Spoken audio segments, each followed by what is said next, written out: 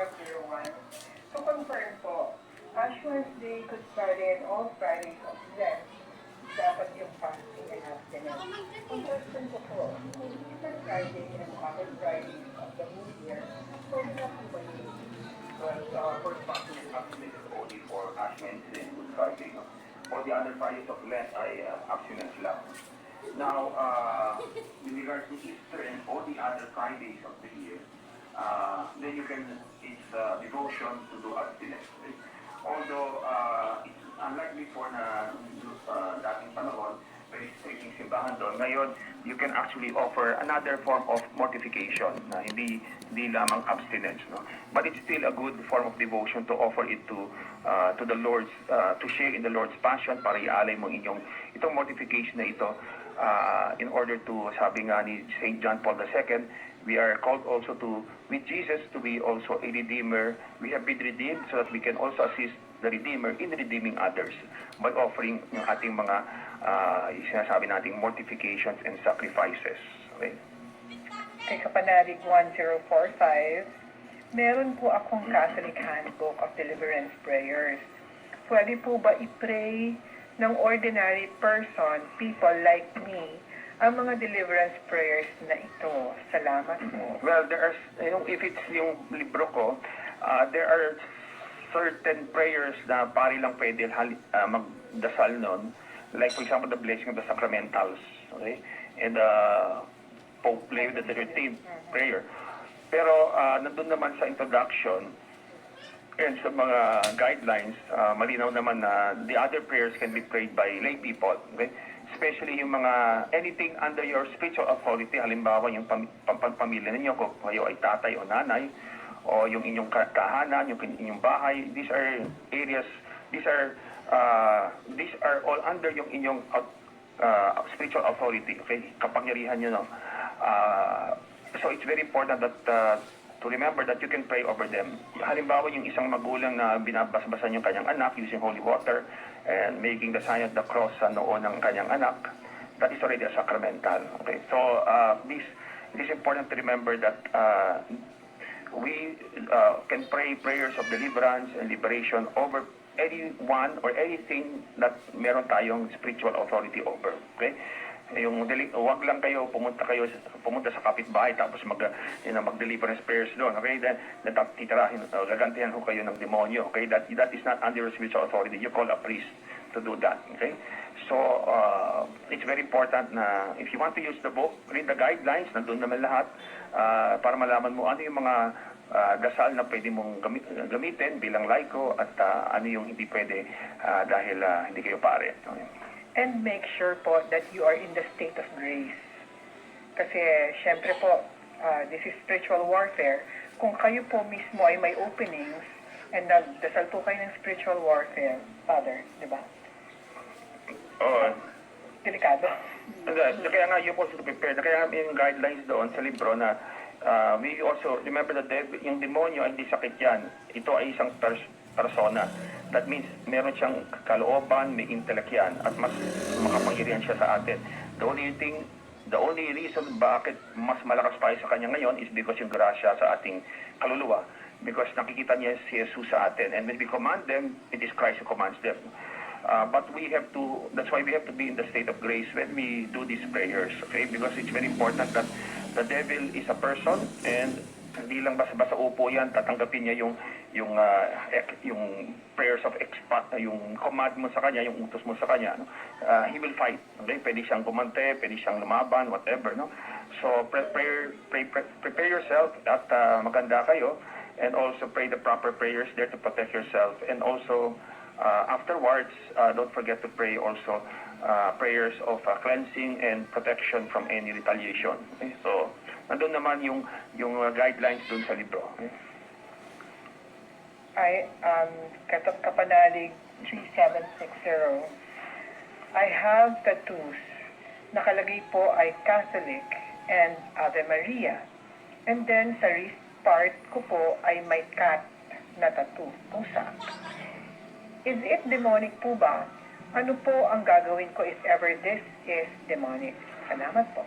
Well, usually dun sa mga cases natin, pati yung mga experience ng mga exorcist, dun kumakapit yung mga masasamang spirito, no? Because the body is a temple of the Holy Spirit, so we don't just do with it whatever we want to do, no?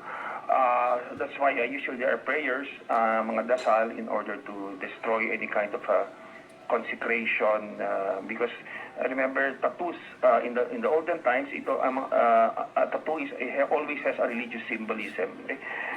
Sa mga paganong reliyon, kapag ang isang tao ay mas lumalalim he's initiated into the deeper mysteries of his religion, dumadagdag yung mga tattoo niya, no? And therefore, it has been known that usually spirits attach to tattoos. That's why we don't recommend them.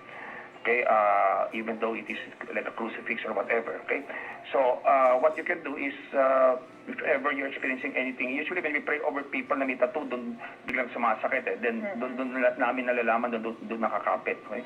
At na may tattoo pala sila. May tattoo pala sila, no? Then they experiencing pain, pala na doon nakakapit sa yung sa tattoo nila, no? So this is a common experience namin. Okay, and therefore, usually, what exorcists do is that they destroy any rites of the yung consecration that or any rite na may yung karapatan ng spirito doon sa tattoo na yan, and then we expel it. Okay, if you can get rid of the tattoo, then better. Okay, but if you cannot, then usually, if it's not really unless it's really talagang tattoo ng demonyo, no, satanic, yan talagang kailangan tanggalin, no? Pero pang hindi naman yung tattoo ng demonyo, it's something maybe something that is mundane, something that is not religious in nature, then usually what some exorcists do is they simply break the consecration and expel the spirit, and they try to cover it na lang. Right? Pero very important, pag wala pa kayong tattoo, huwag kayong magpa-tattoo, because in our experience that the experience of exorcism hindi lamang dito, pati sa United States, yung kanilang karanasan din, doon kumakapit yung mga masasamang spirito. And then nung nagpunta rin tayo sa Rome, Father, and learning lecture dun about tattoos, no, na even hindi lang sa dito at sa US, pati sa Europe, alam na nila na itong tattoos ay hindi okay.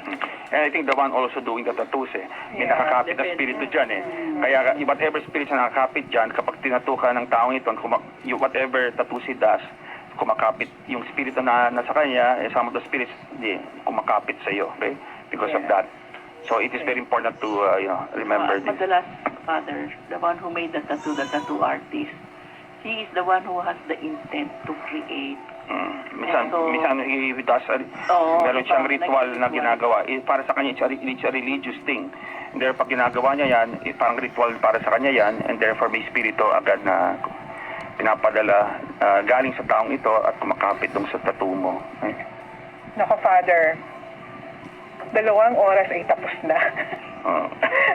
So, maraming salamat po sa inyong pakikinig sa amin. Next week, hindi po natin sino bang, hindi ko alam kung silang assign next week, basta tayo. Pero, third week lang naman tayo. Yes. So, Madahil si Father Winston hindi nagpakita ngayon, no? Si Father Lorenzo is now in it. I think, Holy Land. Parang si Father Lorenzo Ruggiero is now in the nag-abroad ngayon siya. He'll be going on a pilgrimage sa Holy Land. Okay? So basically ilan na lang si Father Mon is I think Dalawa kayo, Father. Dalawa kami. So maraming salamat po sa pakikinig sa So we end with a prayer. Sa dilim, ngayon po tayo ay magdadasal na. Name of the Father, the Son, the Holy Spirit. Amen. Dear Mama Mary, we ask you to cover all our listeners and us with your mantle of love and protection. We consecrate ourselves to you. We ask for your intercession and also your intervention, that we may always experience the loving presence of Jesus, your Son, and also that we may be liberated from any diabolical spirits that may be harassing us. We ask you also, dear Mama Mary, to heal us of any sicknesses that we need to be healed, whether it be physical, emotional, psychological, or relational. And dear Father, we thank you for always sending your mother to us, and also we thank you for sending also the angels to us, especially our guardian angels. We thank you always for watching over us.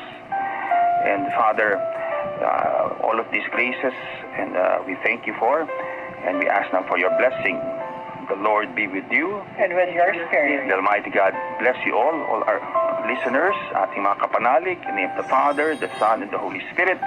Amen. Sumainyo Ang Katotohanan.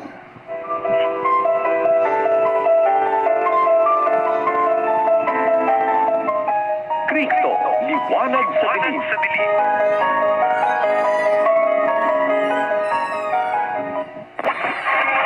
From Mega Manila, Philippines, to the World Wide Web, through broadcast and social media, Veritas 846 Kapanani, 55 years of Catholic broadcasting.